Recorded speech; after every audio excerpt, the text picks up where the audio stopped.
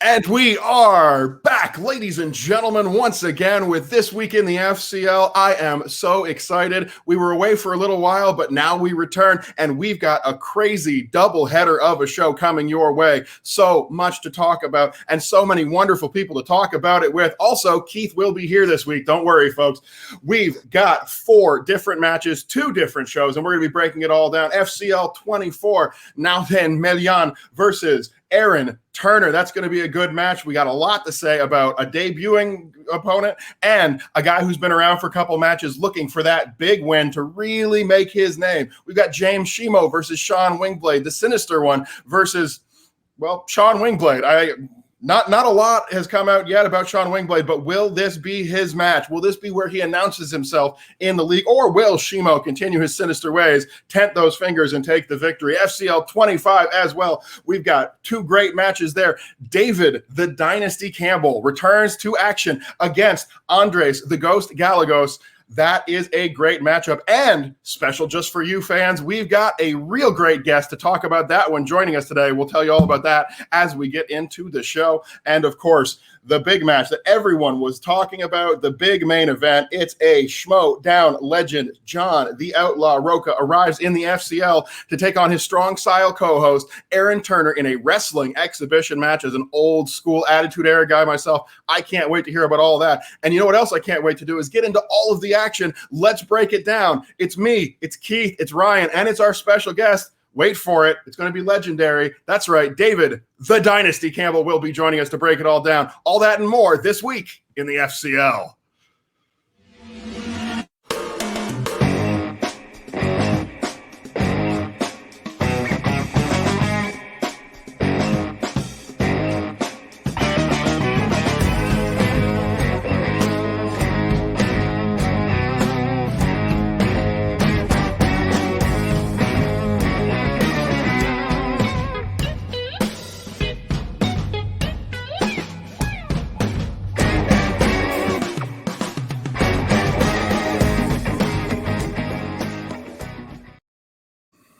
All right. Hello, fans. This week in the FCL, we had a hiatus, but we are back bringing all the action to you and breaking it all down because that's what you're here for. A little bit of personality, a whole lot of movie trivia knowledge, and some opinions, some facts, all sorts of fun stuff going on. I'm so thrilled to be back with you. You know, I love sharing my time with you and sharing it with some great co-hosts and guests. Let's introduce the panel for this week. Ryan, the quote, Permison, the hardest working man on the show. How you doing this week, Ryan? Doing well, good sir. Good to be here with all you fine gentlemen, and we got a lot of matches to dive into. I can't wait. Truly an absolute pleasure. Of course, one of my regular co-hosts, he is the stats man, the man with the nice numbers. Keith Kilduff is here. Crazy Keith Kilduff, I believe, is what you christened me 2 weeks ago. So let's keep going with that, Andrew, shall we? I mean, I thought there might be a reason for you to avoid that particular nickname, but what do I know? And now, of course, the man, he was so finely dressed in his matchup, looking sharp, looking wise, and let's get some spoilers out of the way for you here, folks. Coming out with the victory this week, yes. He is, in fact, the Dynasty, living up to that name, David Campbell. Welcome back to the show. We have broken the This Week in the FCL curse. Every time I talk to you guys, it's following a loss. I was like, I have to come on and talk to them after a win. It's a joyous occasion. It's so happy to be here on this great show. Listen to it every week, so happy to be back. And it is, as mentioned, a thrill to have you here, David. I mean that genuinely. We do all love you. Lots of talk in the backstage here at This Week in the FCL about your future trajectory, your career in movie trivia. We follow you very, very closely. Some of us like you more than others. I won't give away anything there. Some of us, you're just up against people that we like, and we don't want to see you taking the victory out of their hands. But that's all the in-ring action. We're going to talk about all of that as the show goes on, folks. First and foremost, as always, we like to break down all the news that's fit to print about the FCL. And this week, we've got a movie trivia Schmoedown doubleheader of news. Just like our doubleheader of shows, we've got 2 big matches confirmed with former FCL competitors in them. And we want to tell you about both of those real briefly, get some quick opinions. Number 1, Teams Tournament. Round 1 bracket has been confirmed, and we've got a monster of a team, Collins and McKee, 2 titans in the movie trivia industry, a tag team that nobody wants to face off against, unless, of course, That's how you get in the tournament and you make your name. And I know one guy who's not going to shy away from that is one half of the team that's been confirmed against them, Jacoby Bancroft and Nick Harley himself, the first ever, although it was for about 30 seconds, FCL champion Nick Harley in the team of Chaos Theory. Good luck to both of them. And I'm going to pass it on for opinions to everybody else on the panel, but I will say one more time, you're up against Collins and McKee. Good luck. Keith, thoughts? I was very, very surprised that this is how the bracket worked out. I thought that maybe Chaos Theory might get into kind of like a 4 or 5 seed, but unfortunately they seem to have slipped maybe like a 6, 7, and unfortunately getting Marisol McKee and Adam Collins in the first round. But listen, if you want to make a statement, you have to do it against big players, big names. Jacoby and Nick worked really well in their first match. They need to double down, do that again. And listen, if they put up half a battle in round 1 and round 2, bring it to a 5, God only knows what can happen. Oh, yeah, I agree with you 100%. Should be a good matchup, but definitely not who I would want to be stepping into the ring against. What do you think, Ryan? Nick Harley in this matchup. Welcome to the big leagues, kid. Yeah, you're being tossed in the lion's den, son. Big time. So hope the odds are in your favor, but it's going to be a heck of a match no matter what. Me being the Wolfpack corruption fan that I am, I gotta go with Collins and McKee on this. I got to, because it's corruption. It's my faction.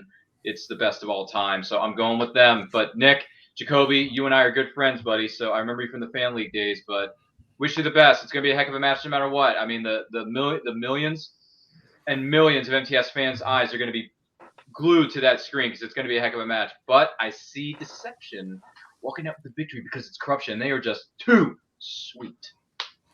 All right, Adam Collins and Marisol McKee, maybe 2 of the most dangerous competitors to debut in the last couple years of movie trivia.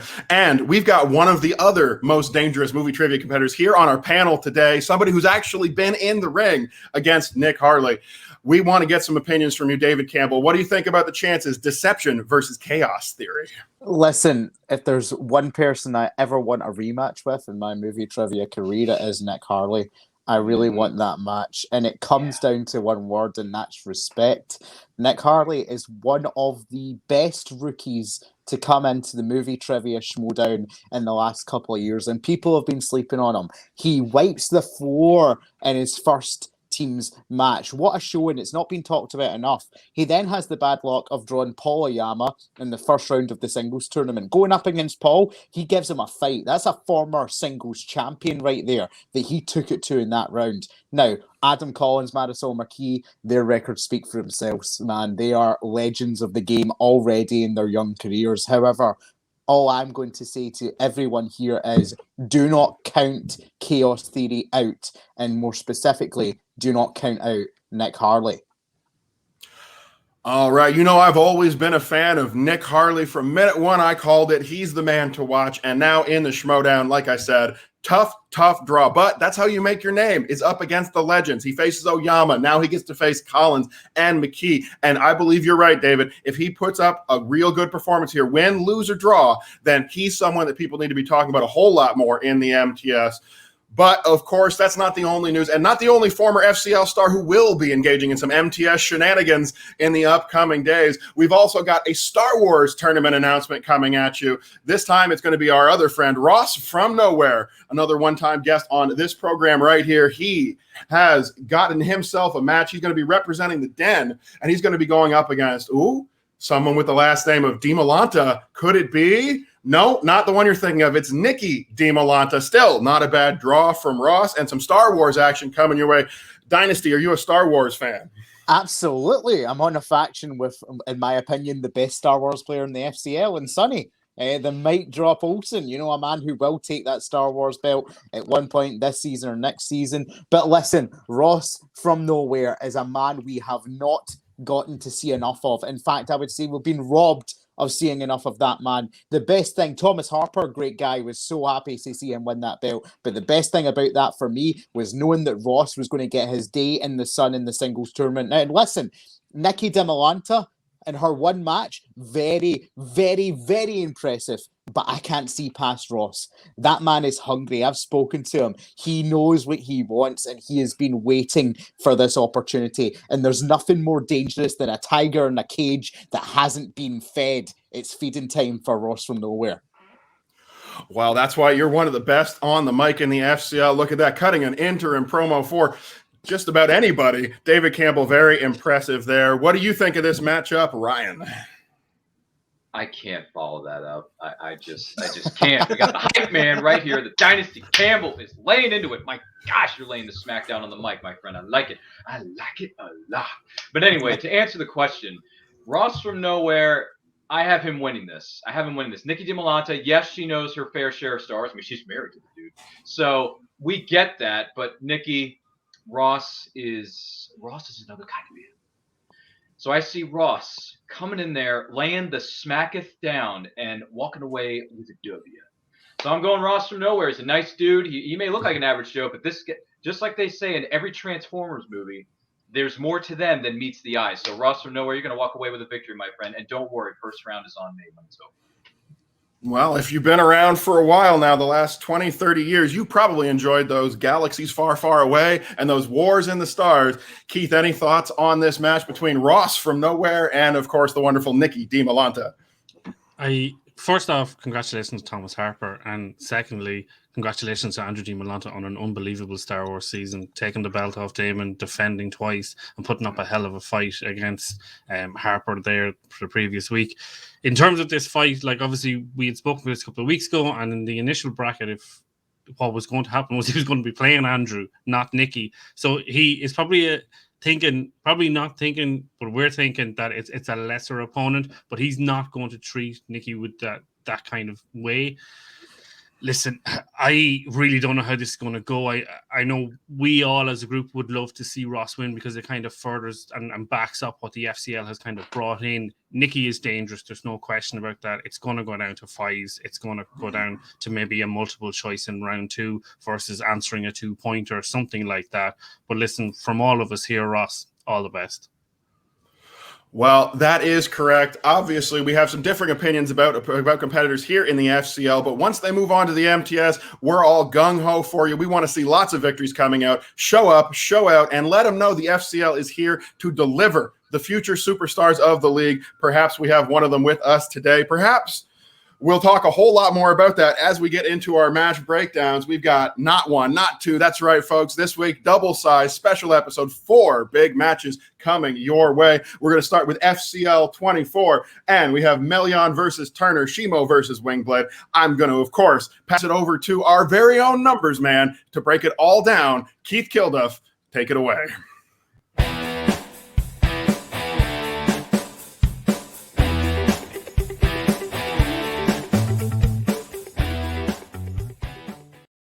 Ladies and gentlemen, let's get ready for 12 rounds of FCL action, kicking off with the undercard of FCL24. Old boy Meilan versus Aaron the Titan Turner. Moving into round 1, Aaron in his previous match against Alex Marzonia came in with an average of 7, consistent in this match as well, getting 7 also. Meilan on debut, unfortunately only getting 4. In terms of questions asked, fantasy sci-fi, John Boyega in the 2018 sequel Pacific Rim Uprising. Meilan unfortunately saying Pacific Rim 2 Resurgence, I believe getting mixed up with the Independence Day sequel, I believe it's called Resurgence. And for anyone who knows, Liam Hemsworth, moving on. 2010s.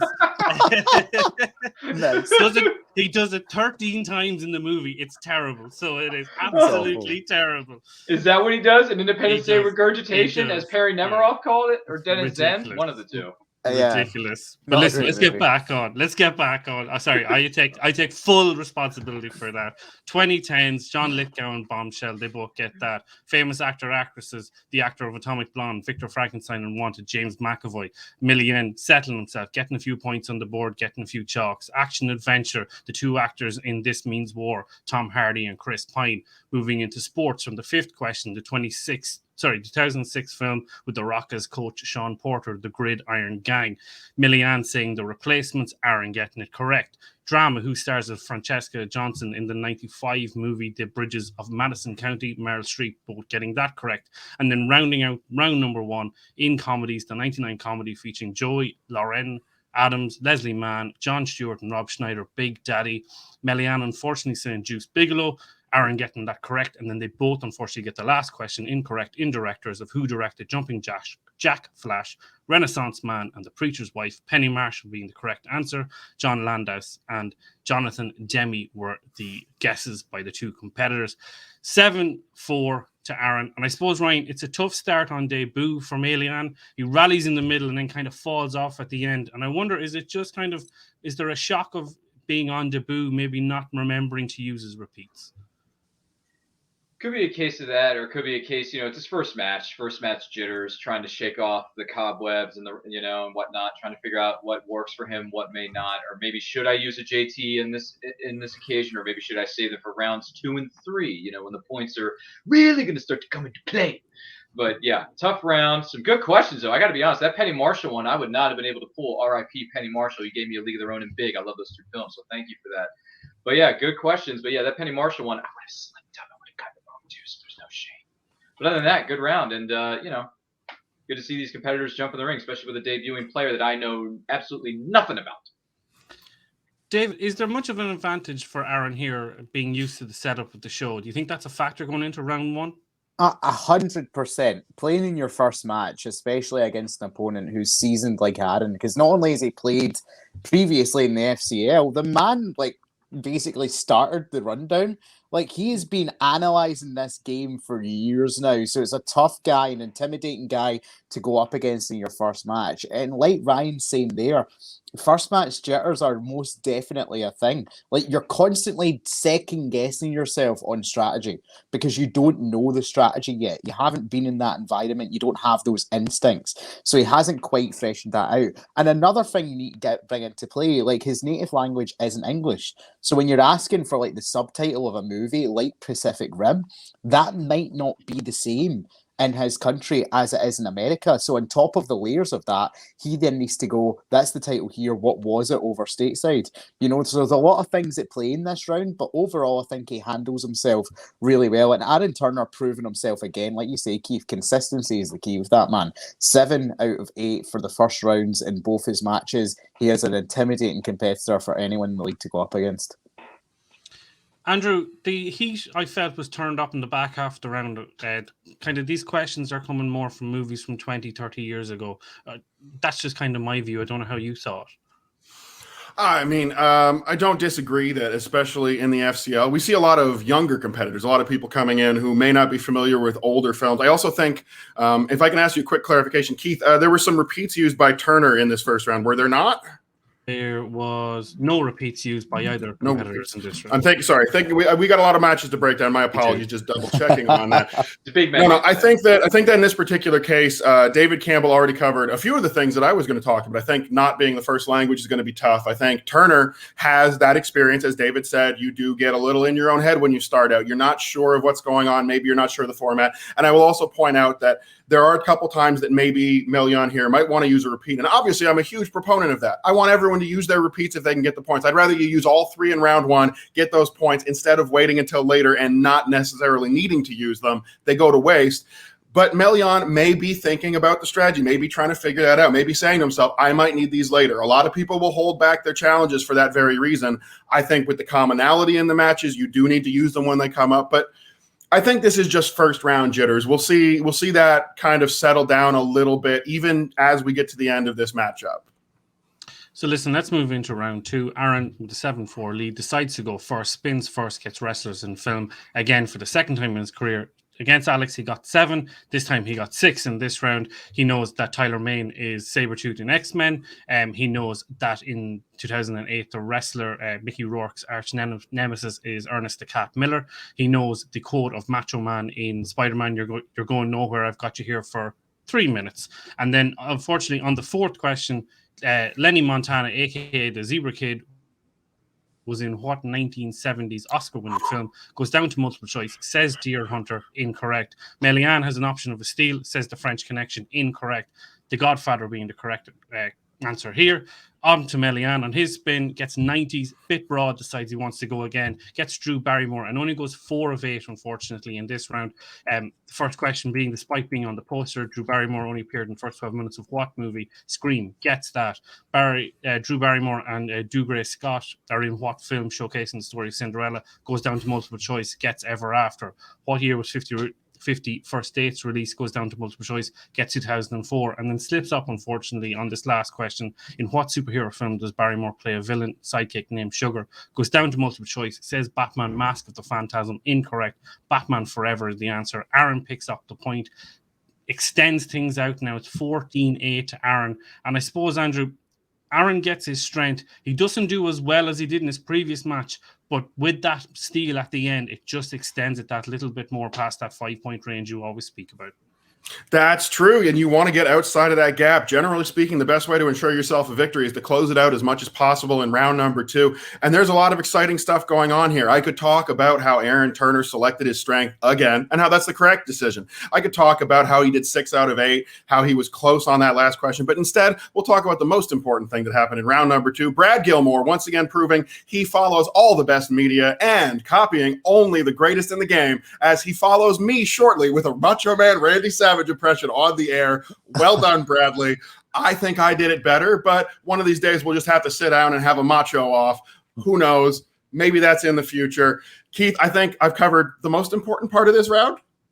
You have, Andrew. I think, listen, I'll give you a break now. I'll save you for round 3 now, if that's okay. But I suppose, David, I personally like the move here by Aaron going first, trying to build this idea, this new term that I have of scoreboard pressure. But I'd love to get your thoughts on it. Yeah, it depends on context. It depends how you're feeling that day, and it depends how you're feeling about the wheel as well. Like, if there's categories that you would like to get off there, maybe send it over to your opponent and hope that he gets one of them, you know? But like I say, it depends in context. Like, everything to do with that wheel is context. There's never a right or wrong answer. And part of it is how it makes you feel is the most important thing. If you feel confident with going first or second, that's a psychological thing that'll play into the rest of the match. You know what I mean? So just go with your gut. Go with what's going to make you the most comfortable. And we saw it work for Aaron. He got that question at the end. I would have known that because I wrote an article years ago about wrestlers in film, and I know that man is an NWA former tag team champion in that organization, you know, but that's a very specific bit of knowledge that's very, very hard to come off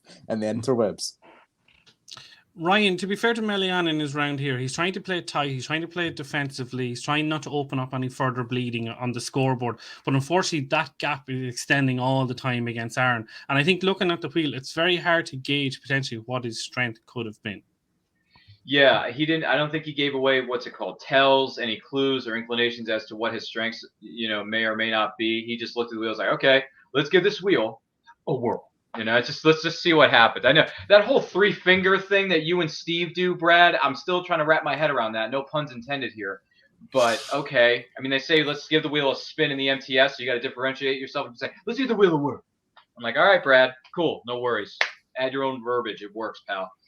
But, yeah, no, he didn't really give anything away. He just tried the best he could because he was already struggling in round 1, trying to pick up the pace in round 2. So, sometimes the questions may or may not go his way. It just depends on how the questions are worded, because we all know PLD likes to write paragraphs when it comes to certain questions. But hey, it is what it is, brother. I got you for 3 minutes, 3 minutes of playtime. So, I mean, look, when you bring up the late great Macho Man, yeah, it's always a good time. How can you not smile or laugh when someone brings up the Macho Man Randy Savage, Keith? How can you not?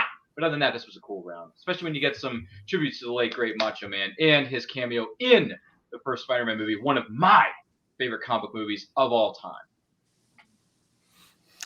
Let's see out this match. Round 3, it's all on Meilan. He has to go 2, 3, and 5 here. And does Matt and Ben for his 2. And what franchise does Matt Damon play a pickpocketer called Linus the Ocean's franchise?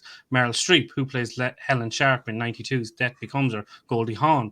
And then in his 5 in 2010's 2019 mystery film features supporting roles from Frank Oz and Catherine Langford. Knives Out, Use the Repeat. And then it's all on Aaron. In his 2, Ed Harris, who playing a Boston policeman investigating a missing child. in a film with Casey Affleck, Gone Baby Gone. And then unfortunately, this kind of falls apart for Aaron on his 3 in 80s. What 85? John Landis comedy features Dan Aykroyd, Donna Dixon, and Frank Oz. Spies Like Us being the answer. He says Little Shop of Horrors, and then it's all in the 5. Has to hit it. Spike Lee. What MCU actor appears in School Days, Jungle Fever, Old Boy, Do the Right Thing, Mo Better Blues? Uses one of his 3 repeats only. Says Josh Brolin. Answer being Samuel L. Jackson, and your winner by way of winning 18-16 on debut, Old Boy Meilan. And I suppose, Andrew, he pulls a Jindoyan, if you will, by going 2, 3, and 5 in the third round. And all credit to them. But I think that Aaron looked as if he was rushing himself on the 3 and the 5, and leaves 2 repeats on the table. Well, I was going to say almost that exact same thing here, Keith. And this is the nightmare scenario. This is the one that I've laid out for you before. I've said it so many times. You want to get to that gap, that big 6 points. You want to separate yourself from your opponent, because this puts them in a situation where they have to go perfect. And you don't have to work all that hard to come back. You get your 2 and your 3, you're good. You get your 2 and your 5, you're good. You get your 3 and your 5, you're good. Yeah, you still got to get that 5. But other than that, even if your opponent goes perfect, you are locked in and you are ready to go. There's no way this should be coming back on you. And Aaron Turner just faces up against the worst luck you can have. His opponent knows everything, sends it back to him without much difficulty. And you, like you said, Keith, very, very important. I would have loved to see a repeat or used earlier. Another one on that second question. You know that 5-point question is probably going to be as difficult, if not more difficult, than your 3-point question. I would have loved to see a little more. You don't need to save everything for that last question. That being said, I'm also a little surprised at that last question. If you were to ask me who was in 9 different Spike Lee movies and I had no idea who it was, the first thing out of my mouth would be Samuel L. Jackson. I'm amazed that he misses this particular question, because it's a very, I won't say obvious, but kind of surface level kind of answer. Even if you're guessing, that's going to come out for a lot of people. Josh Brolin, not bad. I appreciated the answers he gave. I would have liked to see more repeats used, more time taken. And really, really, that 3-point question, I would have liked to see him stick on that one. Even if he used all 3 repeats just to try to grind that one out and get himself in the right spot, the right mindset, I might have liked that better than leaving 2 repeats on the table. That said, we've seen this from competitors before. Maybe he just knew he didn't know. Maybe he knew he wasn't going to pull it no matter what. And I can be forgiving about a lot of things and say Aaron Turner has been a consistent competitor, except maybe in closing it out. He's really looking good as a performer in these matchups, but he's not getting the wins to back it up. And that's going to hurt him moving down the line, I think, if he can't turn it around. I've said similar things about a competitor before, and it worked out for them. I'm sure we'll talk about that a little bit later. I think Aaron Turner played a good match. Would have liked to seen more in that third round. Ryan, I suppose Aaron's career is kind of mirroring Tom Chattelbash's in a way, in that the knowledge is clearly there, but he's just not getting over the line. Yeah, to a certain degree, I think his record doesn't necessarily reflect how good this guy is. He's so good in the ring, and he knows his stuff. He knows what he knows, and sometimes he knows what he doesn't know. I mean, that round 3, to be honest, I was a bit devastated watching. I was like, you got this, man. Just use your JTs and it'll come to you. It'll come to you. Like, you know what I mean? Like, you're screaming at the TV, like, you got this, you got this, you got it. But it's just, it's devastating. But you know what? Look, he'll pick himself up, dust himself off, and he'll be back to fight another day, because that's what you need to do in this sport. You just got to dust it off, pick yourself up, whether it's go back and study your blind spots, go back and do some more studying, however you go about it, because Lord knows, all competitors study in different ways, David. I'm just saying. So, yeah, it was a good match. It was fun to watch. I wish Aaron would have pulled out the victory, but Meilan, he was, great come from behind though. Started, a little tough in the beginning, then he comes right back in the end and he sweeps up the victory. I'm like, whoa, this is going to be an OMG moment on Twitter. Great way to debut. What's that? Great way to debut. I'll say, yeah, seriously, coming back from a deficit like that, gee willikers. You can't write this stuff. It just happens. But yeah, Aaron, Meilan, good match. Wish the best for Aaron moving forward, but Meilan comes out with a victory. So yeah, good questions too. By the way, the Sam Jackson thing, I was trying to think of it too. My brain it wasn't coming to me. The answer for Sam Jackson was not coming to me. I was like, who else is in his?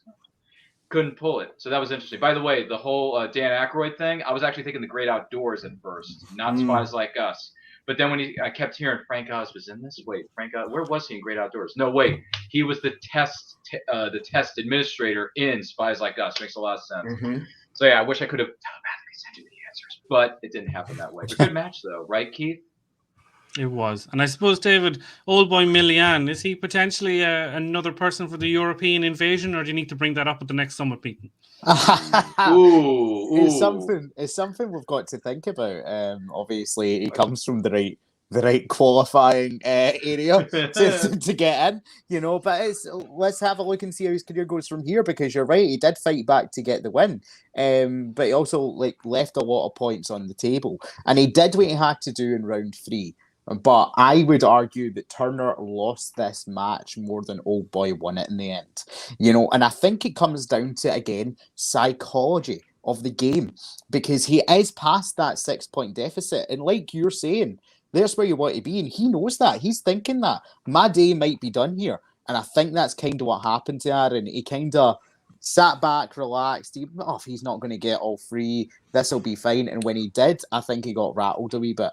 I think that's what we saw. And I think in another day, in a better mindset, Aaron Turner gets both the 3 and the 5 that he missed. Used the GTEs, he would have thought about it, maybe had a bit more clarity. But to see where both of them go for here, I'm very excited. They're 2 players that I take very seriously if I saw them as the other recipient on a match invite email. So we'll see what happens from here.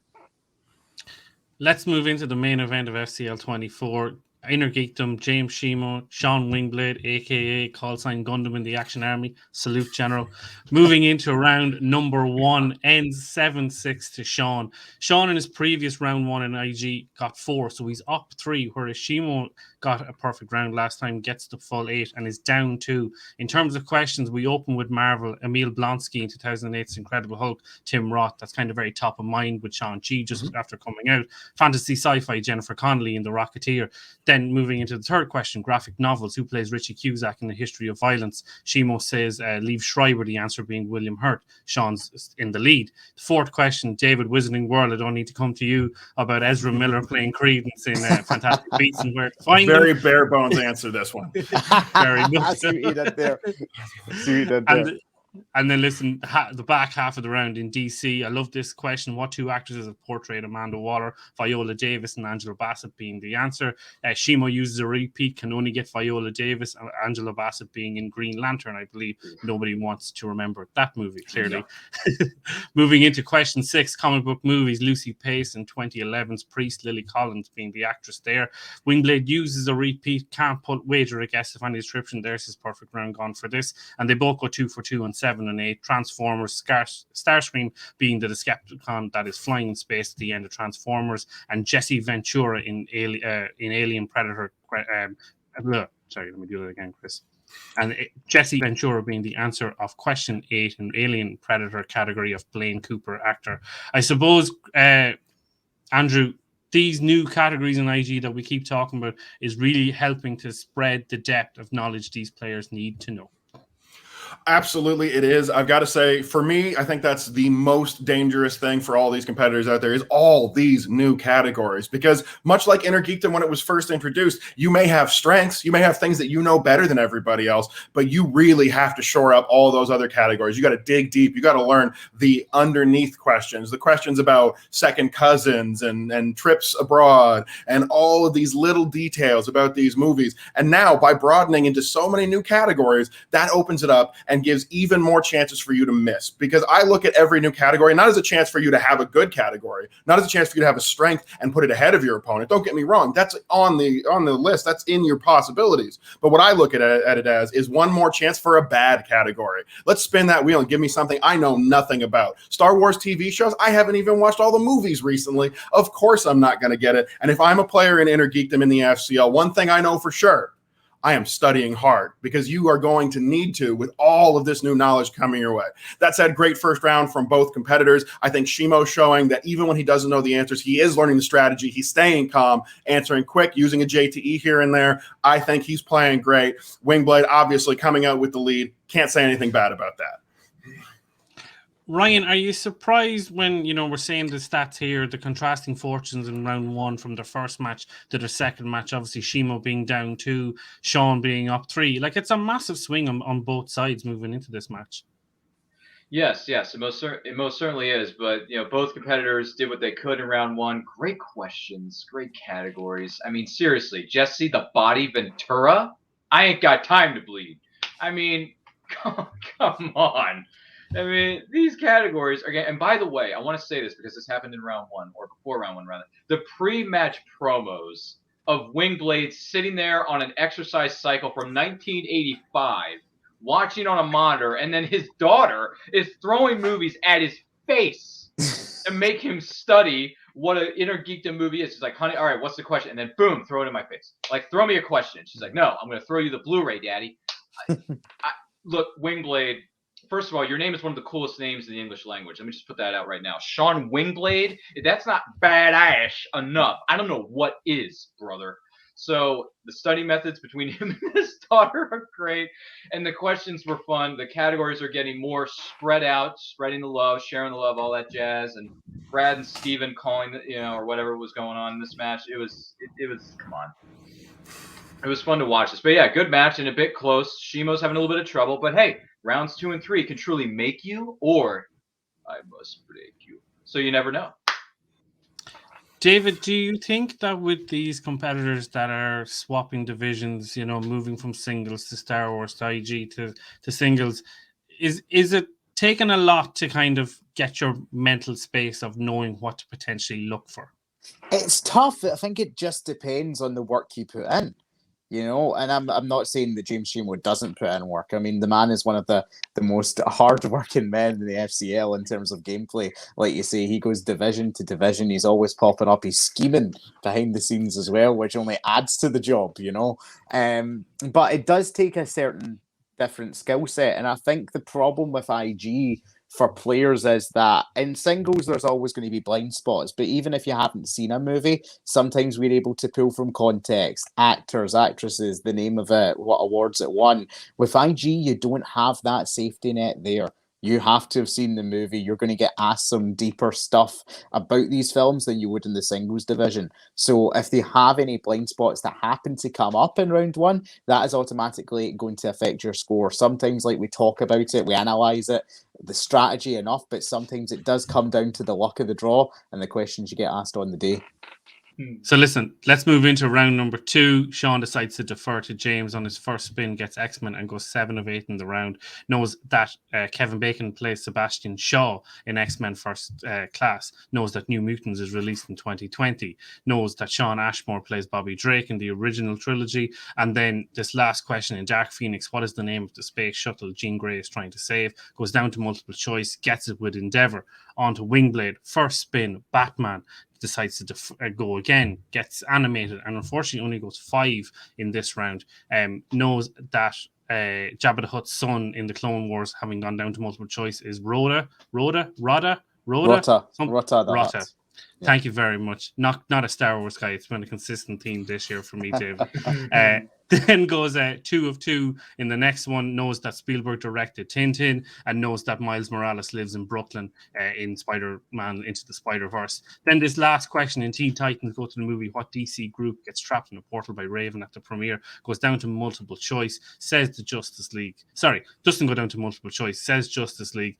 Incorrect. Then Shimo counters with The Outsiders. That's incorrect also. The Challengers of the Unknown being the answer in this. That is an IG question if there was ever one. But I suppose, listen, moving into this round, Shimo's previous round 2 was 8. He's down 1, but he had held throw by going down to multiple choice. Sean's previous was 7, and he is down 2, and he's given up a steal in this term. It's 13-12 to Shimo, moving into round number 3. And I suppose, Ryan, Shimo, he is looking to pick up the pace, rattling off the answers quickly, and trying to build scoreboard pressure back against Wingblade here.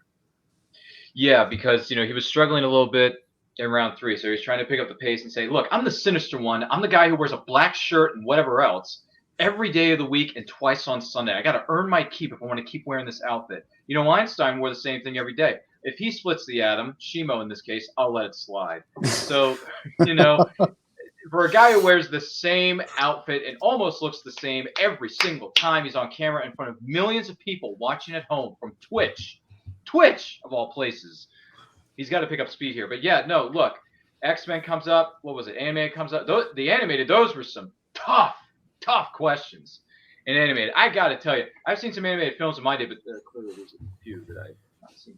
So clearly animated is barbarically tough. And when it comes to the X-Men, I know a thing or two because I've seen a thing or two in that category. So I like that category a lot. So yeah, he picked up the pace here a little bit, but still a little bit of a tough day for the sinister one.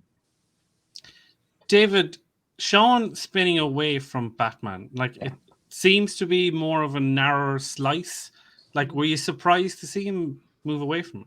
Personally, I would have kept Batman, but it's hard for Yeah. me to say. I am not an I was a IG little player, shocked. you know, and it is different for those guys. They will have different things that they're thinking about, different things they specialise in. You go back to John Humphrey earlier on in the Schmoedown this year, he gets Spider-Man, thinks I know Spider-Man.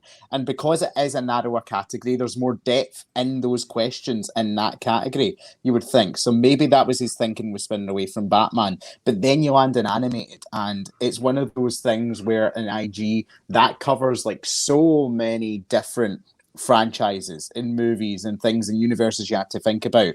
At least with Batman, it narrows it down to basically Gotham City. You know what I mean? So it's the one sort of area, those characters you got in your brain. So in terms of strategy, I too was surprised that he went down that route.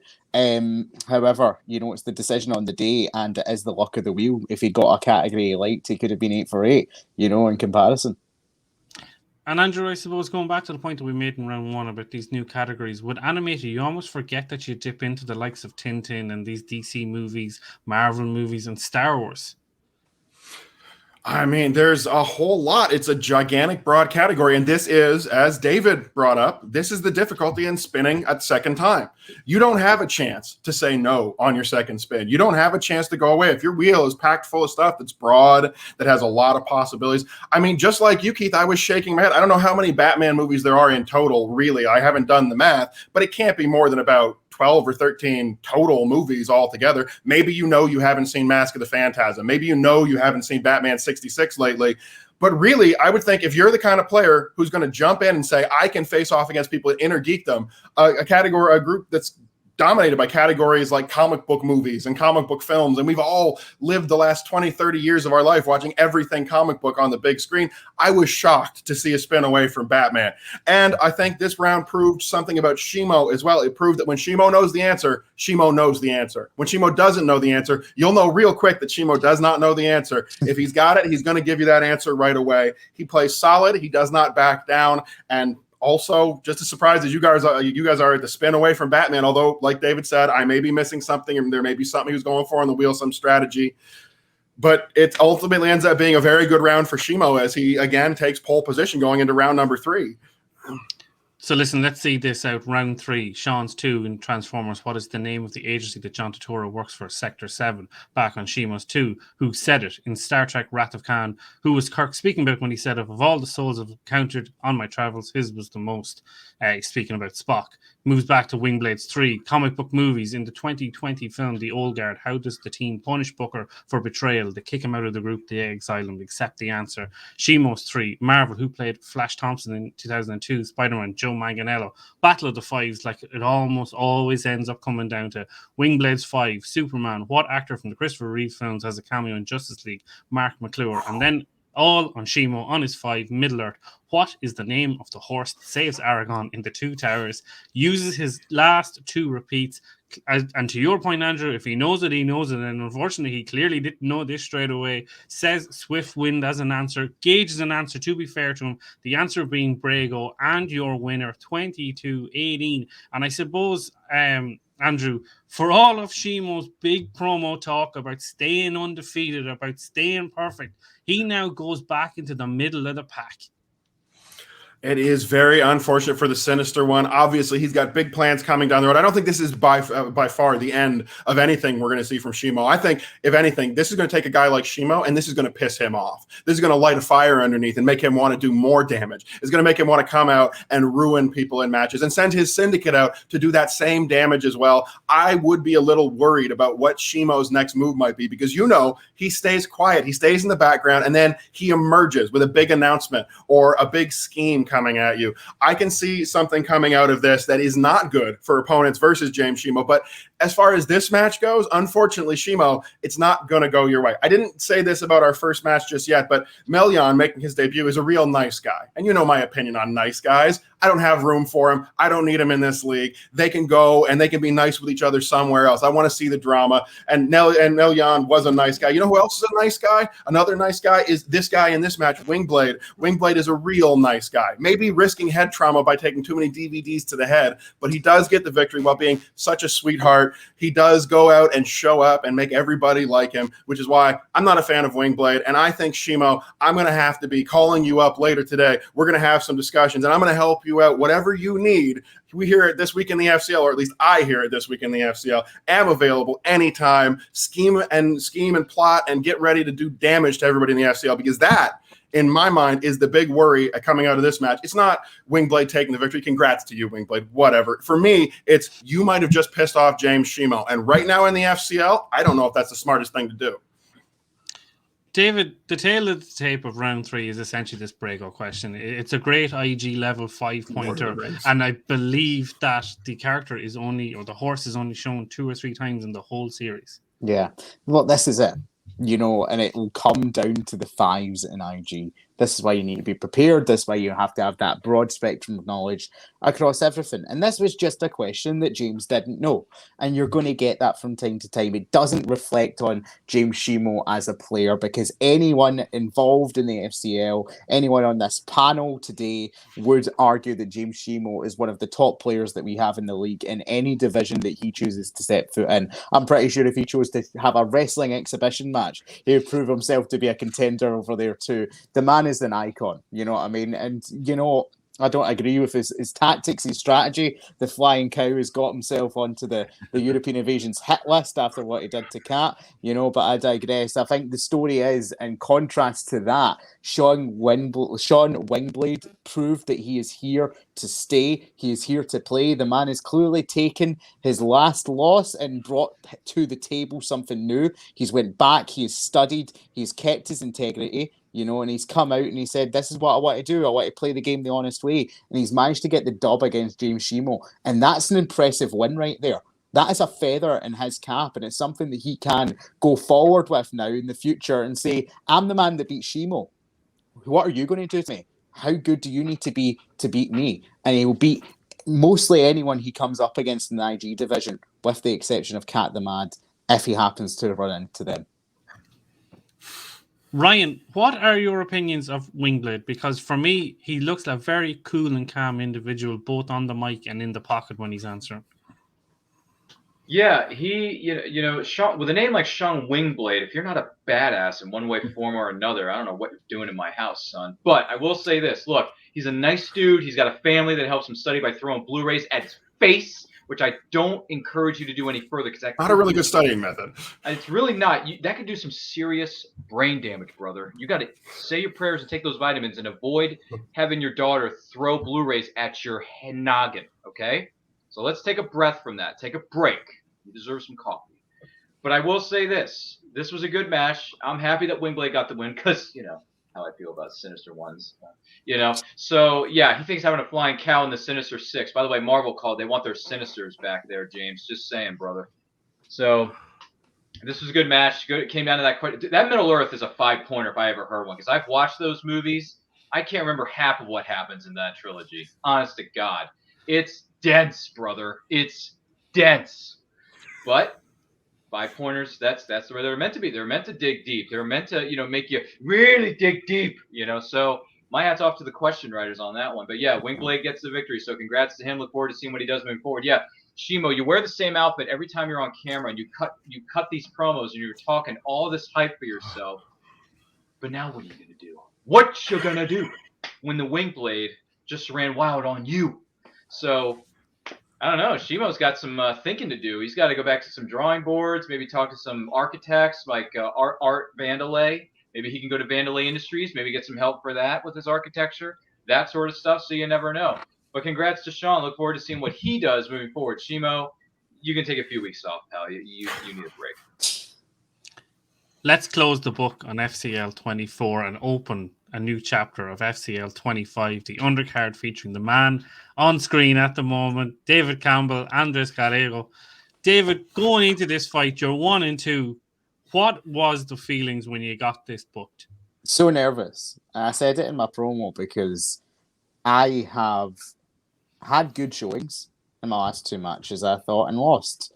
But I lost against top-tier talent. I lost against the first champion of the FCL, someone who's going to go on and win the teams tournament in the Schmoedown, and Mr. Nick Harley. I lost to Vanessa Fitzsimmons from late to the party, a legend in the Schmoedown. I don't think that's overstating it. You know, she's been here since day one of the original reactors. And when I hear him going up against the Ghost, I take that really seriously. He's 2-1. His only losses in his entire movie trivia career before this match came to Adam Collins when he was on the run of a lifetime, and Robert Montano, who has not been beat in the FCL. I did not look at his losses. I then looked at his wins. I was like, he's beaten Jindoyan, who is a very good competitor, and he's beaten Tom Chattelbash, who, for my money, is one of the most underrated players in the league. So I was looking at it and I was like, damn, I'm not sure if I can do this. That wasn't lip service. That was genuine.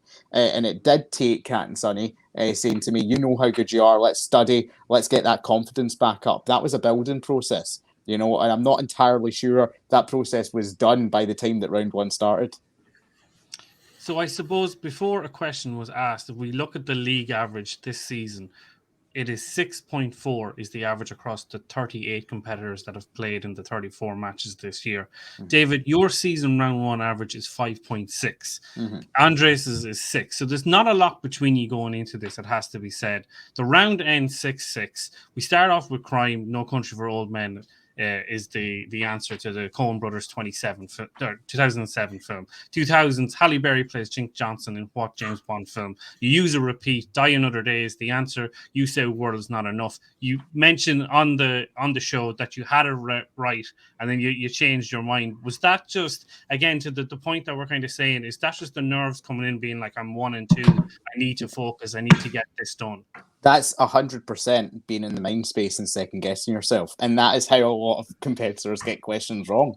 They might know the answer. They can visualize the DVD tape. They can visualize being in Blockbuster when they're a wee guy and seeing that video on the shelf. But something in your brain just tells you, oh, maybe that's not right. And in that case, that was me shooting myself in the foot and changing it, like you said. But also, I knew it was a Brosnan Bond. I just don't care enough about those movies to really differentiate them in my mind sometimes, you know.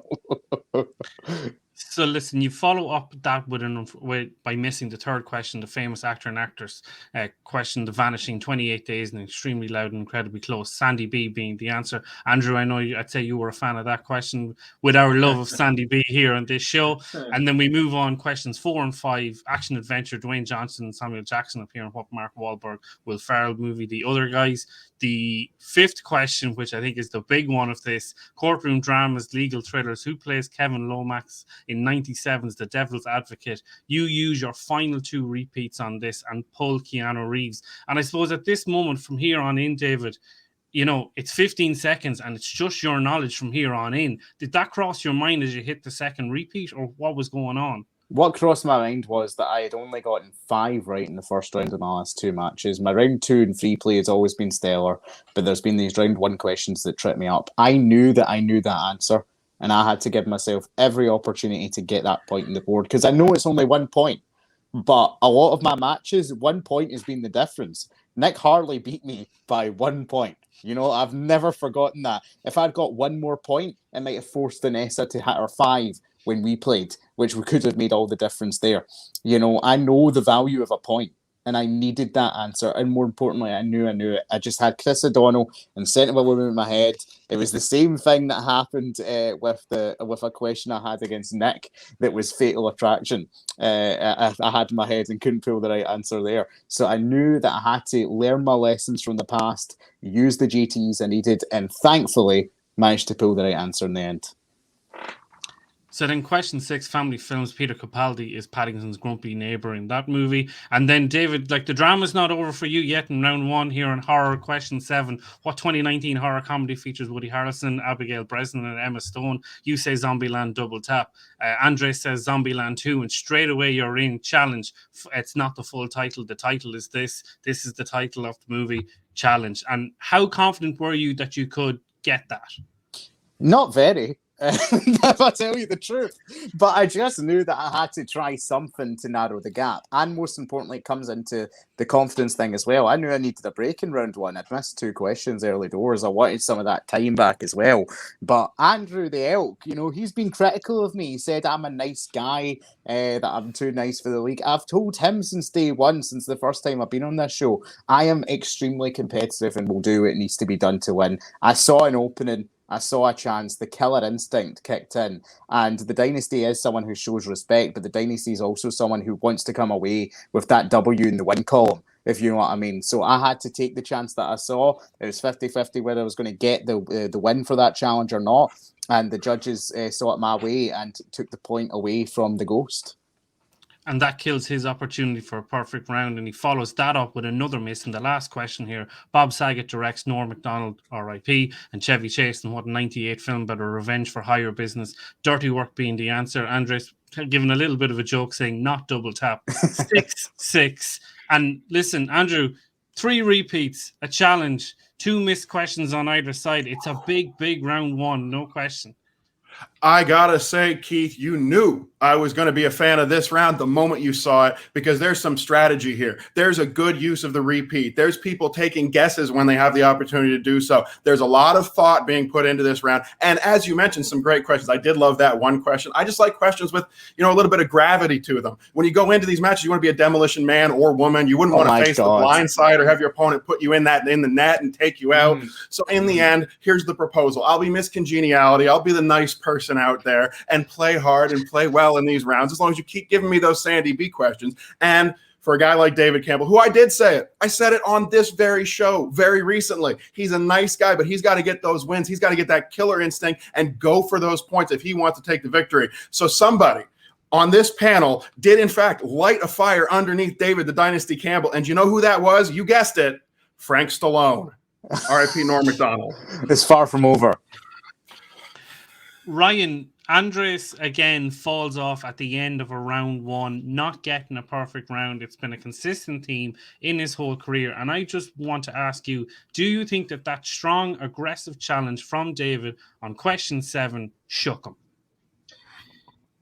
First of all, great job with the Sandy B references there, Andrew. I got to say, because 2 months ago, Ryan. I was moving 2 months months ago. No, I got to give him credit. And 2 months ago, Andrew, I watched this provocative movie on cable TV. It was called The Net, with that girl from the bus. And the thing is that I had to throw it in there, okay? I had to throw it in there. Anyway, no, that challenge, I did think shake him up, because he's thinking Zombieland 2, they'll take that. That's easy, because I'm not talking about the original Zombieland. I'm talking about the sequel. And they're like, no. It was actually Zombieland double tap. We will, David Campbell will keep his challenge. We'll move on to the next question. So yeah, I think it did shake the Ghost. Because who you gonna call when David Campbell retains his challenge? I don't know, but yeah, it was a good round, good questions. But man, I think the challenge did shake. It was like, man, I've been on easy street with my couple of matches here. I'm doing I'm doing good. I'm moving in the right direction, right? No, you're gonna get challenged by the Dynasty, son. Watch out. So, but yeah, good questions though. Good throw to Sandy B, because I don't hear enough about her anymore. It's sad, but the question writers heard Andrew's requests and they gave him what he wanted. So congratulations, Andrew. I'm sure this match made your millennium. Listen, let's move into round 2 after an eventful round 1, to say the least. Our wheel comes up, and I want to kind of break this wheel down. So we got Wizarding World. I wonder who put that on it. Yeah, Movie release dates. I wonder. John Candy, Holiday Films, 2000s, Guillermo del Toro, Robert Redford, horror, one-word titles, and famous actors and actresses. It's a very, very dangerous wheel, I felt, coming into this. Campbell, you get deferred to, I believe, by Andres, and you, on your first spin, you get one-word titles and say, I don't want anything to do with this. Spin the wheel again, and that beautiful little green marker of spinner's choice comes into your favor, and you decide Wizarding World is what you want again for the third time this season. And again, for the third time this season, you go 8 for 8. You know Brendan Gleeson. You know 2001 is the movie release date. You know that David Yates has directed 6 movies within the franchise. And then you know to challenge yet again on this question of Dudley's presence in the beginning of Sorcerer's Stone. And is that you're also doubling down on your knowledge of the books, or do you ever find when you're asked these questions that the book knowledge and the movie knowledge can kind of overlap, or are you very clear in terms of I know what's movies and I know what's written in stone in the books? Yeah, I think it was Andrew, even before we started here today, pointed out to me that the book answer to that question is different from the film answer to that question. And it's a movie trivia league. You know, I read the books years ago, but I've watched the films more consistently and more recently, and it was hearing that line in my head that actually helps. That's how you manage to get these dialogue questions. It's not from seeing it written in a page or a script. You know, you watch the movie and you manage to retain that sort of audio information. But you put on it again, Keith, 8 for 8 for the third time this season in Wizarding World. I've seen people in the chat, I've seen people on the Reddit page, oh, does he not want to show a bigger breadth of knowledge? I'm not an idiot. Like, I'm not a fool. I want to win the match. I have got 24 out of 24 points of that category this season. And you honestly think I'm going to put something else on the wheel? There's a reason that you're commenting on the game, like behind your computer, typing it out, rather than playing it if you think that is somewhat of a good strategy whatsoever, because it's absolutely not. It's stupidity to suggest that. So please, no one ever say that again in any chat or anything whatsoever, because it's just managed to annoy me so much recently. And that's my rant over on that. But the other thing was, Keith, I hated that wheel because I love, and any player loves, when it's narrower categories, there's things he can focus on, there's a clear divide on, this is what I'll spin away from, not because I couldn't answer stuff in it, but because I have less control about the studying I can do for those slices, you know. And the sheer fact of this wheel was there were not enough slices that were studyable to the greater extent that you could narrow it down and get everything in before the match. So that was how I sort of was like, you know what, I'm going to go for Wizarding World no matter what it takes with this one. So then it's on Andres on his spin. He gets one-word titles on his first spin and decides to take it. And for the first time in his whole career, goes 8 for 8 in round 2. He's never done this before. It's a great boost for him moving forward in his career. He knows Click, he knows Snatch, he knows Wolf, and then he knows Identity is this James Mangold directed movie. And I suppose we're exactly where we were after round number 1. We're 14-14. And I guess, Ryan, there's not really much to say here about round 2. They've both held throw, and a fantastically debated challenge by Campbell. Yeah, this is, as the great announcer JR would say, this is a slobber knocker. It really is, because, you know, Campbell's coming in with his Wizarding World, wearing the suit, pulls out the wand. He's like, I know what I want. Let's give this wheel a whirl. Let's go for Wizarding World, guys. I'm not going to hold back anything. No shame about what your strengths are, David. No offense. So, yeah, by the way, the one-word titles, I think it was, I would have gone 3 for 4, because I was like, Adam Sandler, Click. You know, the next one, next one, couldn't get it. Fourth one, got it. I'm like, yep, So yeah, my hat's off to the question writers for one-word titles, because that could go in a multitude of directions. You go in a I didn't know there were that many one-word title movies in this world, David. I did not. But you learn something new every day in this world, and you got to take it when you can. So yeah, it's a tight match, tied at 14. Anything can happen in round 3. Am I right, Keith? Definitely. And I suppose, Andrew, before we move into round 3, I have been very vocal about one-word titles as a slice that is a potentially dodgy one. But again, to what I've just said, Andres rolling through it with ease, and it has to give him confidence moving forward, regardless of the outcome of this match, that he's finally gone perfect in a round. I mean, that's a fantastic feeling. When you do go perfect in that round, when you put all the points you can on the board, you have to be feeling kind of full of yourself. And I don't say that in a bad way. I legitimately mean like you fill up with pride, with kind of a drive, with a fire. Speaking of fire, how about the fire from our friend David Campbell in this round? Look at this. Great. He's got the great challenges coming. He's going perfect in this round. He's happily going to take his strength. And I love what you just said, David, to all those fans out there who always say, don't you want to challenge yourself? Don't you want to show that you're the kind of person who can compete in everything? No, you idiots. To quote a famous movie, stupid. You're so very, very stupid. That's a bad way to look at this. This is about winning. This is about putting them in the win column. We talk about competitors whose records don't match their abilities. Well, guess what? Those are still their records. And if they pick their favorite category, maybe they wouldn't be. David Campbell is showing exactly how you compete, but he's tied up 14-14 at the end of round 2. Gallego's playing lights out, and he takes that category of one-word titles, which I was kind of surprised you spun away from, David. It does give you kind of an in to make your guesses, even if you don't know for sure. But it did work out for you, and I will never knock anybody getting their strength in Wizarding World. What a match. What a position we are in. Because 14-14 going into round 3, with the way both of these guys have been playing, with the fire that somebody lit under David Campbell, obviously you got to think round 3 is going to be his, but you never know what's going to happen. Let's talk about it. So I suppose for both competitors, it does an unbelievable mirror comparison again. You both came into this in your FCL career with 7 out of 8 in round 3 answered. You missed it. Your only miss is a 3-pointer against Vanessa, and Andres' only miss is a 3-pointer against Robert Montano. So there's a beautiful kind of poetic irony to this whole thing.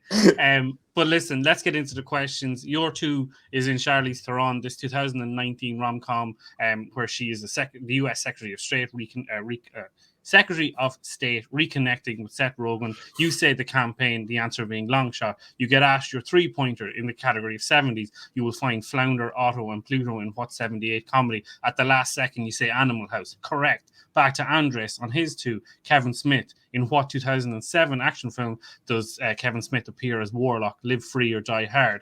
On to Andres' 3. Horror. This 87 film about 2 boys who release demons out is Stephen Dwarf's debut. He says Night of the Creeps, the answer being The Gate. 17-16, Battle of the Fives. Once again, as we keep saying, Andres' 5 in the category of Tom Cruise in what 2010 action comedy is Cruise on the Run with Cameron Diaz protecting an energy battery called the Zephyr. Uses all 3 repeats. The answer being night and day. Perfectly, to be honest with you, I felt like it was clear as day after about 8 seconds that he knew the answer. But I think, listen, if he'd gotten it wrong, we would have been killing him that he didn't use the extra 45 seconds on the clock. And then it's all on you, David. In your 5, category of Keanu Reeves. In what film does Keanu and River Phoenix are play characters called Scotty and Mikey who travel to Rome to find Mikey's mother? My Own Private Idaho. And your winner, 22-21. And listen, congratulations is the only thing I can say. Thank you very much. It was a very stressful third round, has to be said, because I thought that he knew Night and Day, because I knew Night and Day straight away. The questions are what they are, and it comes down to the numbers you draw. But that was his 5-pointer, I kind of second guessed myself for a minute. I was like, that feels easy, But then I was like, what is the questions that you get? And My Own Private Idaho is a question that's actually quite easy for me because I love that movie. That I love that movie with River Phoenix, Keanu Reeves. And it is funny, you talk about, poetry in this league, you talk about poetic justice. My first win came because of Keanu Reeves. It was Cooper Barnes missing a Keanu Reeves 5-pointer that handed me my first victory. And it's me nailing a Keanu Reeves 5-pointer that gives me this second one. So I'm happy with that. Ryan, Gallego on his 5 used the words that he loves to watch the dynasty squirm. But was he better served maybe using one of those repeats on his 3-pointer and not being so quick to answer a category that I think is favorable to him? Possibly so. But I want to point this out here. First of all, in my opinion, this is nothing against the question writers, but in my opinion, that Night and Day is not a 5-pointer. That is a 1, if not a 2-pointer, in my opinion. That movie was everywhere in 2010. Okay. I saw that movie in the theater, and I made the mistake of thinking that it was actually going to be a good movie, okay? And it turned out to be garbage. You understand me, Tom? You understand? Number 2, Gallego. Let me point something out to you, okay? If you know the answer to a question, if you really, really know it, don't pull a Bateman. Do you understand me? Do you understand? Because we don't need 50 more Batemans running around this sport, okay? One Bateman is enough. One Bateman saying, I'm going to wait to the very last second. I know what it is, but I'm going to make my opponent over here on the other side of the studio squirm. No. Don't ever do that again, Gallego. Do you understand me? Don't ever do that again. Don't pull any Batemans. Don't make Dynasty sweat like that ever again. Ever. Because if you know the answer, just say it. Don't waste my time. Don't waste the 20 million people watching at home's time. Don't ever do that. Other than that, I would switch the Private Idaho. To me, that's a five. That is a 5-pointer because I've never heard of it, David. I'm sorry to disappoint you, but I have never really heard of that movie before. I've never even seen it. Check it out. Gus Van Sant directs it. It's very good. I cannot comment or speculate, David. What I can say is that justice, in the end, was served with the Dynasty getting a much-needed victory. Gallego, you can go home, do your thing, run your podcast, but don't ever come at me trying to be the next Ben Bateman, because you're not, and you never will be. There's only room for one Bateman. We already got him in the MTS. We don't need another one. So I didn't like the trick that he pulled on you, David. I don't like the trick that he pulled on the 20 million people watching at home via Twitch. But other than that, good match, good questions. Congratulations to both competitors, especially you, David, because you definitely deserve this. Thanks. So that's all I got to say about that, Keith. What do you got? Andrew, I know that I have a go at Gallego a lot as a guy that, and the stats say it, he gives you an opening in round 1, he gives you an opening in round 2. There's always kind of like, you feel going into it that there's a way in at getting a W against him. But there is still a lot for him to take out of this match, all in all. The perfect round 2. And obviously, David coming back from 2 losses, gets back to a 500 player. Is it fair to say that this is a potentially like a watershed moment for both competitors in their career?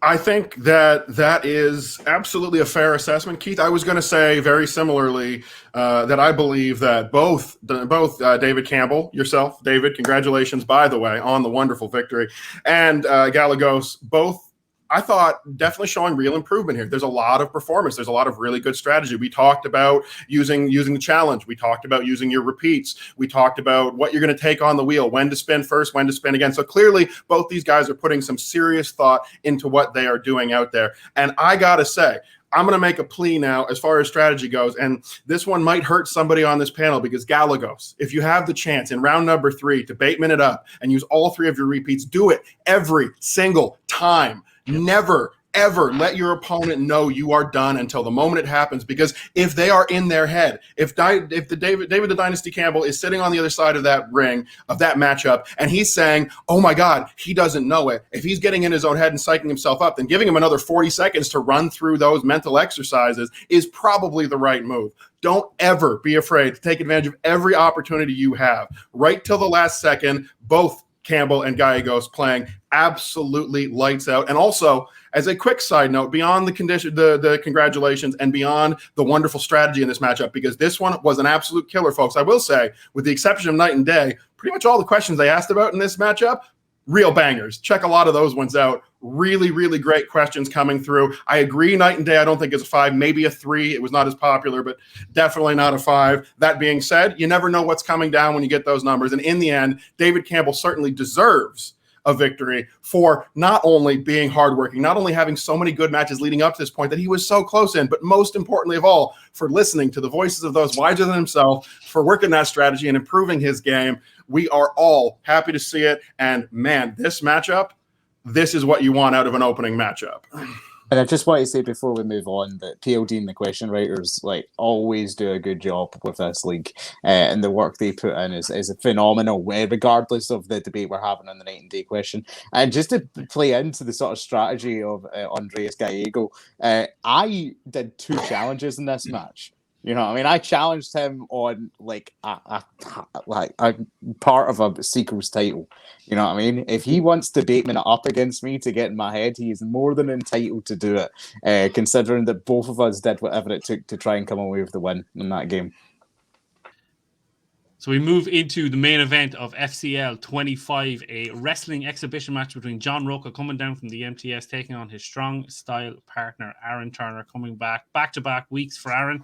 And I suppose, David, it's great to see a fun exhibition, Rocha coming down and some cross-promotion between the MTS and the FCL really getting more eyes on this product. Yeah, 100%. John Rocha is a future MTS Hall of Famer, one of the best to ever do it. Like his first title win, his first title run, one of the things that really got me hooked on the movie of Trivia Schmoedown. All the belts, all the records, you know, the Outlaw from back in the day. It was a really fun time.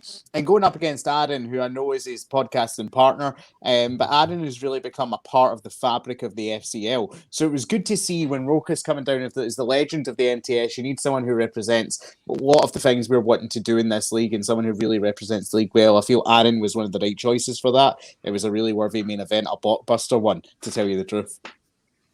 So listen, let's get into it. It finishes 6-3 after round one to Aaron. In terms of the questions, I'm really looking forward to getting your kind of views on these and learn a little bit of history of wrestling as somebody who knows less than 5% about this completely. But listen, we kicked off champions. Who's the only wrestler to hold the WWE Championship for a year or more with multiple title reigns? Rocha says Hogan. Turner says AJ Styles. The answer being Bruno San Martino. They both get the WrestleMania question correct of after The Undertaker, who has the most victories at WrestleMania, Triple H. Rocha misses the third question in Women's of Wrestling, who's the first to win the WCW Cruiserweight Championship. Medusa. Finishers is the fourth question. Kenny Omega using what Final Fantasy theme move as his finisher? The One-Winged Angel. It just sounds amazing. I'm not going to lie. Moving into question 5, AEW. Who won the first Casino Battle Royale and is one of two people to win from the Joker position? Rocha using a repeat on this question and getting Adam Hangman Page the same as Aaron. They both missed the sixth question of WCW. What was the final match in the history of the WCW? Ric Flair taking on Sting. Rocha missing this question, saying Booker and Rick, while Aaron said Booker T and Scott Steiner. Is that correct? I believe that they competed for the title in that. So Booker won the WCW title on that show. It just wasn't. Booker T won, yeah. And Steiner was a perennial main eventer for WCW around that time, constantly in the mix. So not a bad answer at all. Mm-hmm. So then we round out round one with NXT, who was the inaugural NXT champion, Seth Rollins. Rocha saying Rob Van Dam, unfortunately getting that incorrect. I believe Seth Rollins is married to Ireland's own Becky Lynch. You're correct on that one, Keith. Correct on that. Yes, here we go. Come on, the board. Becky Lynch, she's the man, yeah. Here we go. Get rid of the zero. And then we finish out question number 8 in stables. Who were the original Four Horsemen as managed by J.J. Dillon, Ric Flair, Arn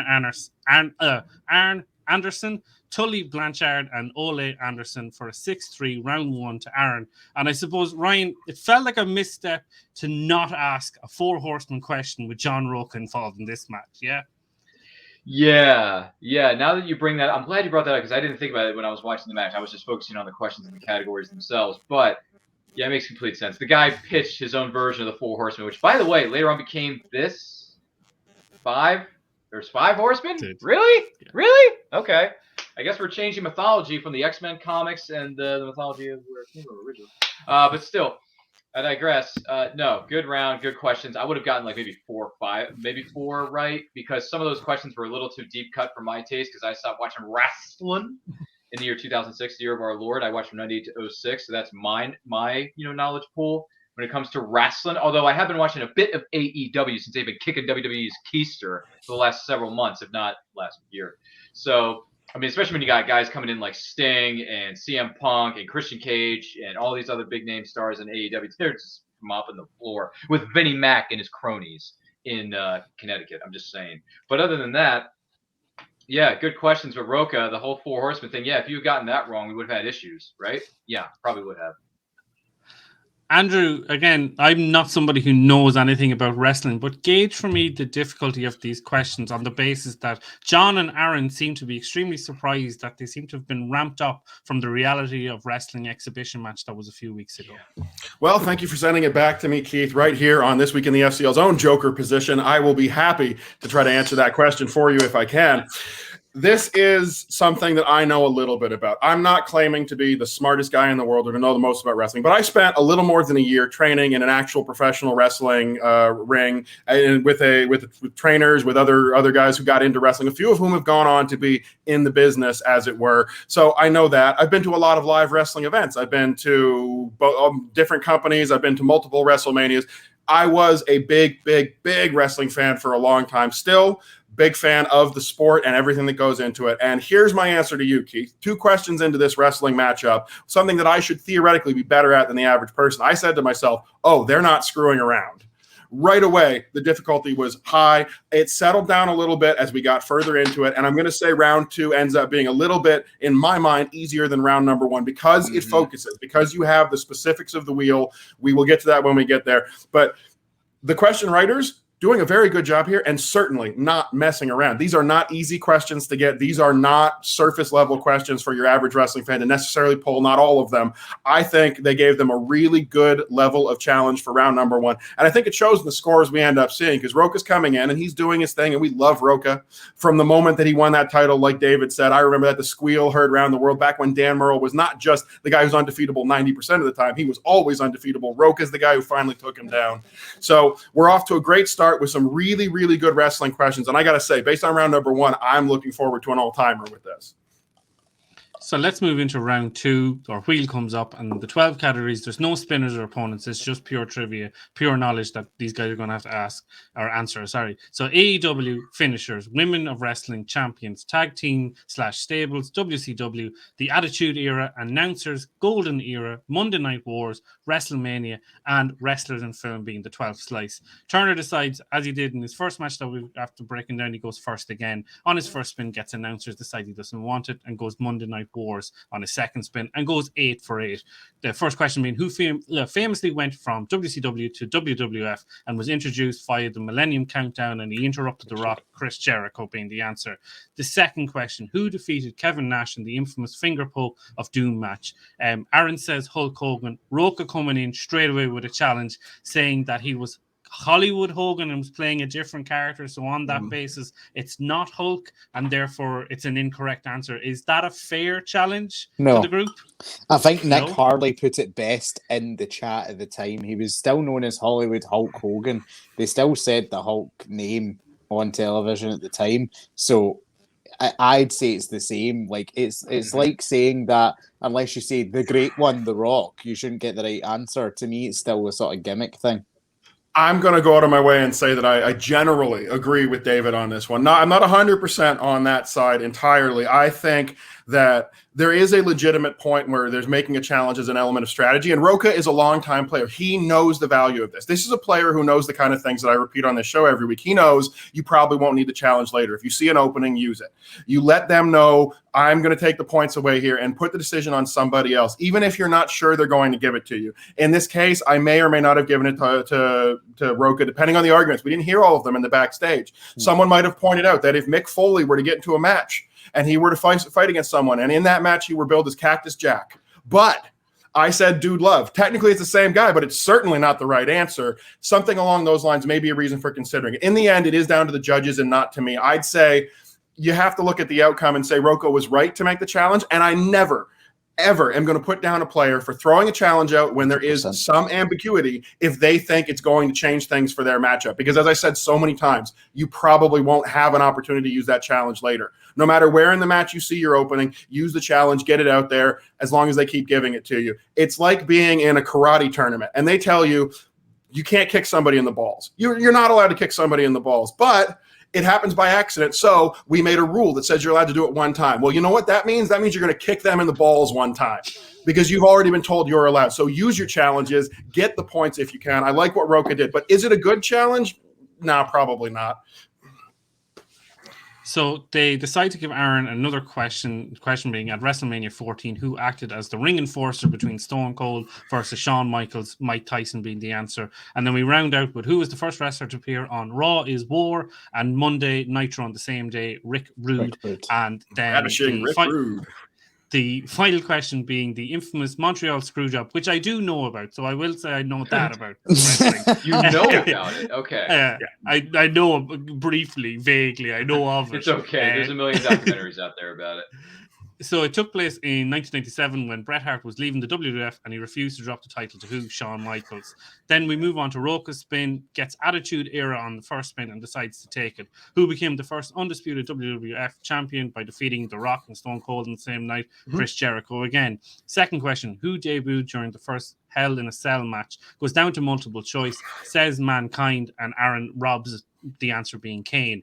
Comes back then with the who did The Rock replace as the leader of the Nation of Domination, Farouk, and then there's a nice little bit of character work being very clear that he was Farouk and he wasn't X or Y or who it may have been. Ron Simmons, yeah. Ron Simmons, yes. And then rounds out the round in the McMahon and Every Corner main event of WrestleMania 2000. Vince McMahon was in the corner of which wrestler? Goes down to multiple choice, says Triple H. That's incorrect. And Aaron Steeves again on The Rock. It's 16-7. And I suppose, David, from my own perspective, as I've said a couple of times already, like with little to no awareness of wrestling, this felt like just being in a lecture and just being taught the history of wrestling by John and Aaron. Yeah, the thing was that I believe Aaron played very well in this round, I think. But I think this was the round where it was clear that John just wasn't on his day. Like, you shouldn't miss Kane for me. You shouldn't miss that Kane made that debut. And the McMahon in Every Corner match, it's a main event that everyone wants to forget. Fair enough. But you should know the story of what is the main event of a WrestleMania. You know what I mean? That was the biggest story in WWE at the time. That was the biggest program. So I think it was clear that John just wasn't at the races. One of those days where he's just not at it. But it was a very impressive performance from Aaron. And Keith, what was John's guess on that question? The McMahon's in every corner. He said Triple H was Vince McMahon's wrestler. Yeah. See, here's the other thing, David. The other reason why I agree with you about this, I don't think if you're going to make a random guess, which he clearly was, about who was in a McMahon's corner, who was in the corner of a wrestler, and it has to be a McMahon. Well, wouldn't Stephanie, by nature, almost always be Triple H's? I mean, that's a weird miss to make. I have to agree with you on that. Yeah, they've been married for over 20 years. Yeah. Which still astounds me to this day. Like, there's a lot I'll be honest with you. There's a lot I could say about what went down when that storyline came up, but that's a story for another time and maybe another show. And possibly a wrestling-related podcast, like Strong Style on the Outlaw Nation podcast. Yeah. Either that podcast or maybe David Campbell and I can start something and we can talk about it later. I don't know. Have a look at Eat, Sleep, Suplex, Retweet over in Glasgow, Scotland, which I'm a part of, a wrestling podcast over Listen, there'll be time for plugging later. There'll be a time for plugging later, okay? The other 30 things he does outside of this show. That's a cheap plug from right here in Glasgow, Scotland. Listen, let's wrap this up. Round 3, Rocha's 2 in the category of Attitude Era. Who did Vince McMahon eliminate to win the first Royal Rumble? Stone Cold Steve Austin. Rocha's 3 in Ruthless Aggression. What WWF Triple Crown champion first debuted as a member of the Spirit Squad? Dolph Ziggler. Am I right? And I would not have been able to pull that. That's a toughie. That is a deep cut for me. And then Rocha's 5 in Wrestlers in Film in MacGruber. MacGruber puts together a team that he then blows up with C4 and named 2 of the wrestlers that helped to make up that team. He could have said Mark Henry, MVP, Jericho, the Great Khali, and Kane. He says Jericho and he says The Big Show. To be fair to him, runs down all his repeats, but gets it incorrect. And your winner, and the winner of this wrestling trivia, 16-12, Aaron Turner. And I suppose, David, it's an irony that Rocha loses this on the only movie question asked in the whole match. Oh, that's right. See, to be fair, though, it's quite a deep question. Like, you have to have watched MacGruber and that specific scene to have, like, got that. And it wasn't, like, the most successful movie of all time, you know what I mean? Like, it's exactly, you know. So it's a really tough 5-pointer, and he did well in that round to get there. I think this Spirit Squad question, unlike Ryan, I started watching in 2006, Spirit Squad was one of the first acts I saw on television, for better or for worse, so I would have got that one. But I think John played well in this round for you. Just ran into a buzzsaw of a 5-pointer in the end. Yeah. Ryan, it might only be an exhibition match, but I suppose maybe from a career point of view, it must be good that and give Aaron a bit of heart to win a match live and then come back into the singles division and look to get his first win. Yeah, it was billed from the get-go as an exhibition, so this is just for fun. They're just having a good time and enjoying each other's company, and they do that already with their podcast. They keep plugging every 3 seconds. Strong style. So, hey man, look, you're talking, hashtag always self-promote. I get it, Rocha. I get it. But still, look, this was a good match. Round 1, deep cut questions, and then the MacGruber, which is a movie that everyone wants to forget. Nobody cares about it. I don't hear anyone saying it's one of the funniest comedies of all time on the interwebs because I see a lot of things, okay? No one talks about MacGruber at all. And by the way, there's only one character that goes by a similar name. His name is MacGyver, and that's all I got to say about that. That was a classic action-adventure show with Richard Dean Anderson. Don't ever forget it. But yeah, this was fun. Aaron got the win. I'm happy for him. Congratulations. Congratulations to Rocha for making the trip down to the FCL to, do a little crossover, do a little multiverse, crossover a little bit there, and give MTS and FCL, some love. So I dig it. Wish Aaron Turner the best moving forward. Rocha, wish you the best moving forward with your pot because you do like 30 different things, Rocha. So you're going to be fine. You're going to be just fine. But yeah. Good questions. And by the way, that was a 5-pointer if I ever heard one. Because MacGruber, who the frack cares about that movie? Nobody. I think the WWE superstars who starred in that movie don't care about it. They want to forget about it. They only did it for a paycheck. And that's okay. 5 wrestlers who starred in this because we all need paychecks. I get it. But yeah. Good match, though, Keith. It was entertaining, and congratulations to Aaron Turner. He's got some confidence boost in his system, and now he's going to push that thing forward and hopefully win some more matches because I think he's got a good future in the FCL. Wouldn't you agree? I would. And I suppose, Andrew, to round out this match and this whole segment, Rocha alludes in his post-match interview that he has an announcement to make coming up this Tuesday on his own channel about his future in the MTS. And I suppose whether he decides to continue, retire, go into coaching, mentoring, he has to be commended on everything that he's done for this league as a character, as a mental athlete, as a competitor, and really has set the stage for a lot of what has continued down through season after season. Well, I mean, real quick, I'll wrap up the match itself and say it was clear that Rocha was having a lot of fun out there. Round 2 and 3, I will say from a strategic standpoint, I think Rocha showed some of the weaknesses that he has occasionally had in movie trivia, the inability or the lack of kind of desire to study things he doesn't like. He said about MacGruber, I think it's a bad movie, so I'm not going to watch it to study. We've seen that sort of statement from Rocha before, and he misses a couple questions I thought maybe he'd get. Maybe the balance of the questions he complained about a few times. It's all the same stuff we've seen from Rocha before, but this is part of what makes Rocha a big character. He's always understood what it takes to be engaging, and part of that is just sometimes kind of running off at the mouth, and nobody is better at running off at the mouth than John the Outlaw Rocha. From the moment he won that title from Dan Murrell, even before that, he was working hard, but that little squeak of delight jumps up out of his chair. A lot of people got hooked to the movie trivia Schmoedown in that moment, and I think John Rocha's words were fairly clear as to what he's alluding to with his announcement. I think we all have some idea where this is going. Now, he may be swerving us, and he is a great performer, maybe one of the best well-rounded, all-around performers from a character and competition standpoint that the movie Trivia Schmoedown has ever seen. But it sounds to me like the obvious thing is that Rocha is going to be stepping back. He's going to be taking some time out, if not retiring completely, and joining the ranks of some other great competitors we've seen step away this year, like Jeff Snyder and Mark Andreyko. And if Rocha leaves the movie Trivia Schmoedown, I will say this. Rocha, I'm not going to say thank you for all that you've done or sing your praises anymore because I've said nice things about you here and in other places before. Lots of people have. Instead, I'm just going to say to you, Rocha, the 2 words that are very important because of what you've meant to this league, because of the part that you've played in building it up and making a product that we all love and bringing out so much in the fandom that we now see people like our very own guest, David Campbell, who are competing in movie trivia following your example. You made it for the next generation. So there are 2 words and 2 words only that I got for you, Rocha. And after a wrestling exhibition match, I'm going to say, thank you, John Rocha. Thank you for everything that you have done for the movie Trivia Schmoedown, for online movie trivia in general, and for all the wonderful people that are in this community that I know you've inspired, you've spent time with, and you've entertained endlessly for so long. John the Outlaw Rocha, you are a legend. You are a future Hall of Famer. If they haven't already written your name down if they're back there, I think Christian's probably carving out the slab already.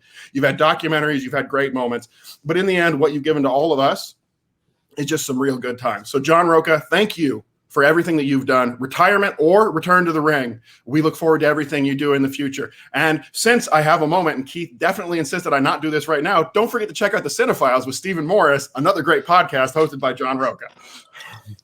I think, listen, that is a beautiful way to finish the recap of FCL 24 and 25. And unfortunately, at the time of record, we do not know what the card is for FCL 26. So, Andrew, I'm going to bounce it back to you to see us out for another week.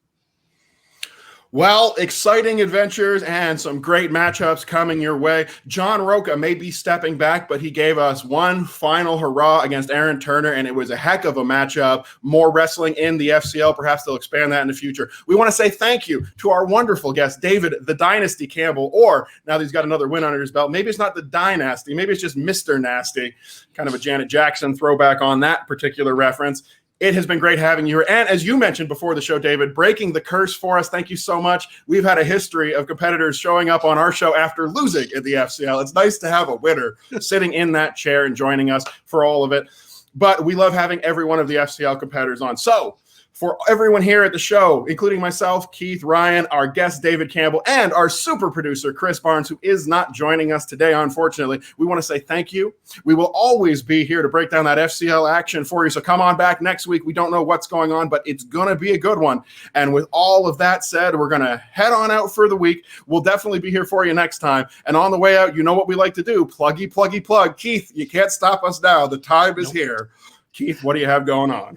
I'll keep it very brief. Twitter, Instagram, Keith Kilduff 89. Check me out on the Opening Pair Network on YouTube and all podcast form. Parmesan, 60 seconds on the clock. Go.